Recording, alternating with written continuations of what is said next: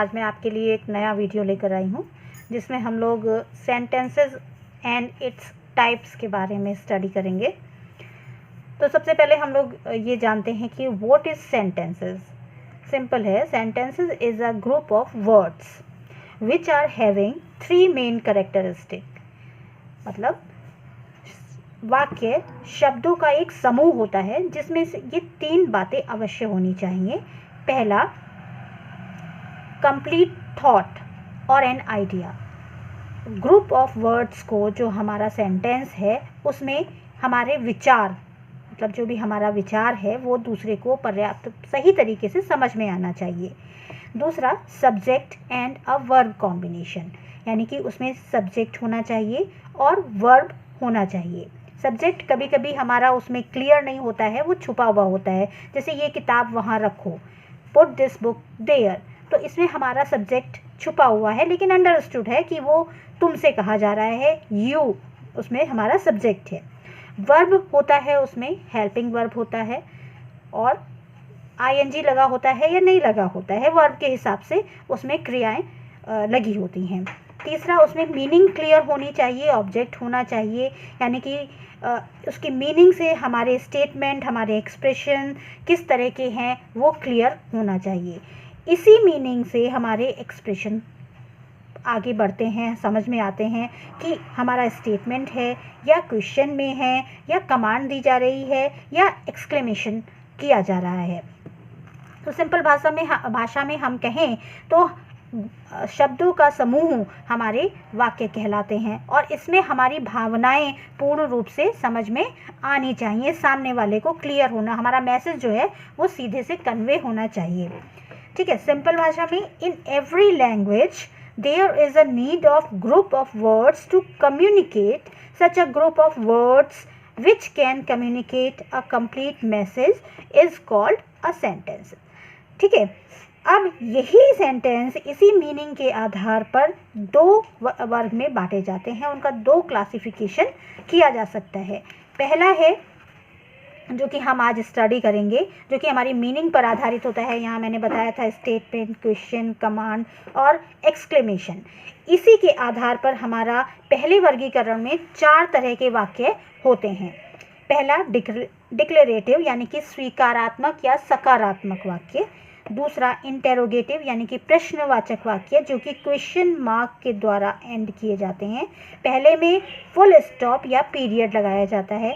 तीसरा है इम्पेरेटिव यानी कि आज्ञा सूचक वाक्य जिनमें हम एक्सक्लेमेटरी मार्क या पीरियड का इस्तेमाल करते हैं। मतलब किस तरह के इमोशंस हमारे अगर ज़्यादा पावरफुल हैं तो वहाँ पर इम्पेरेटिव वाक्यों में भी एक्सक्लेमेशन मार्क आता है। और विस्मयाबोधक यानी कि एक्सक्लेमेटरी सेंटेंसेस जिन्हें कि विस्मयाबोधक यानी कि एक्सक्लेमेटरी मार्क से इंगित किया जाता है। ये हमारा पहला वर्गीकरण है। दूसरा क्लासिफिकेशन हमारा है कि सेंटेंस भी हमारे 4 प्रकार के होते हैं। अफर्मेटिव यानी कि सकारात्मक, निगेटिव यानी कि नकारात्मक जिनमें नहीं का इस्तेमाल किया जाता है, इंटेरोगेटिव यानी कि प्रश्नवाचक वाक्य जिनमें प्रश्न पूछा जाता है, और निगेटिव और इंटेरोगेटिव वाक्य जिनमें निगेटिव भी होते हैं और प्रश्नवाचक भी होते हैं। इनको हम अपने नेक्स्ट वीडियो में कवर अप करेंगे। आज हम अपने पहले क्लासिफिकेशन को क्लियर करेंगे। चलिए, हमारा पहला सेंटेंस है, पहला ग्रुप ऑफ सेंटेंस हम लेते हैं डिक्लेरेटिव सेंटेंसेस यानी कि स्वीकारात्मक या कथात्मक वाक्य जिसमें हमारे साधारण वाक्य होते हैं और हमारे थॉट्स सामने वाले को क्लियर होने चाहिए। तो पहले तरह के वाक्यों में हमें जो है ये इंफॉर्मेशन बताते हैं और पीरियड के साथ समाप्त होते हैं, मतलब क्लियर इन्फॉर्मेशन देते हैं। जैसे I am going to the field, मैं कहाँ जा रही हूँ, मैं मैदान में जा रही हूँ। तो इस वाक्य से सामने वाले को ये बात क्लियर हो रही है कि हम कहाँ जा रहे हैं। अगला वाक्य है the dog is man's best friend, कि कुत्ता हम आदमी का एक अच्छा दोस्त है। ये चीज़ क्लियर हो रही है। तो ये हम इंफॉर्मेशन बताते हैं और एक्सक्लेमेशन मार्क के साथ ये सेंटेंसेस ख़त्म होते हैं। दूसरी तरह के सेंटेंस होते हैं इंटेरोगेटिव सेंटेंसेस यानी कि प्रश्नवाचक वाक्य। ये हमसे क्वेश्चन पूछते हैं और ये सेंटेंस हमेशा क्वेश्चन वाचक मार्क के साथ समाप्त होते हैं और इसमें WFs क्वेश्चन वर्ड्स होते हैं जैसे व्हाट, वाई, वेयर, विच, इस तरह के क्वेश्चनवाचक शब्द आते हैं। जैसे सेंटेंस हम ले लेते हैं, वेयर डू यू लिव। इसमें वेयर क्या है, इसमें ये इंटेरोगेटिव यानी कि प्रश्नवाचक शब्द है। आप कहाँ रहते हैं, या आर यू प्लेइंग। आर भी यहाँ पर सेंटेंस के पहले इस्तेमाल किया गया है, इसलिए ये प्रश्नवाचक वाक्य बन गया है। क्या आप खेल रहे हैं, तो इसका उत्तर आप देंगे हाँ या नहीं में इसका उत्तर देंगे। अगला है एक्सक्लेमेटरी सेंटेंसेस यानी कि विस्मयाबोधक वाक्य। ये हमारी फीलिंग्स को एक्सप्रेस करते हैं। वो फीलिंग्स सडन इमोशन भी हो सकते हैं और स्ट्रॉन्ग इमोशन और फीलिंग होते हैं, और ये एक्सक्लेमेशन मार्क के साथ सेंटेंस समाप्त होते हैं। जैसे ये सेंटेंस है, oh this is not good, अरे ये अच्छा नहीं है। या हमारी फीलिंग जैसे अचानक से हाउ बिग इज़ दिस, तो यहाँ पर भी एक्सक्लेमेशन मार्क लगेगा। या और भी कई इसी तरह के सेंटेंस हो सकते हैं, जैसे hurray our team has won, है ना, ये भी एक एक्सक्लेमेशन मार्क का उदाहरण है। लास्ट सेंटेंस में है हमारे इम्पेरेटिव यानी कि आज्ञा सूचक वाक्य। इनमें हमें कमांड दी जाती है या हमसे क्वेश्चन पूछा जाता है कुछ करने के लिए, या फिर रिक्वेस्ट भी इसमें की जाती है। इसमें समटाइम्स एक्सक्लेमेशन मार्क का यूज़ भी होता है, और मोस्टली ये पीरियड के साथ सेंटेंस एंड होते हैं।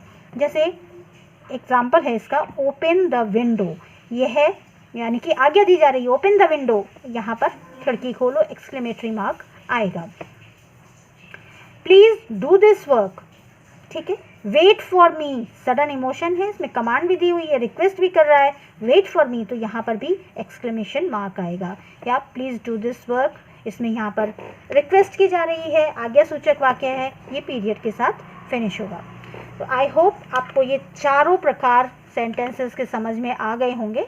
अब नेक्स्ट वीडियो में मैं जो आपका क्लासिफिकेशन नंबर 2 है इसको क्लियर करूँगी, एंड इसके साथ ही आप मेरे इस चैनल को ज़रूर सब्सक्राइब करिएगा, शेयर करिएगा, लाइक करिएगा, और कोई भी प्रॉब्लम होती है या अच्छा लगता है आपको ये वीडियो तो कमेंट करके ज़रूर बताइएगा। Till then, good bye.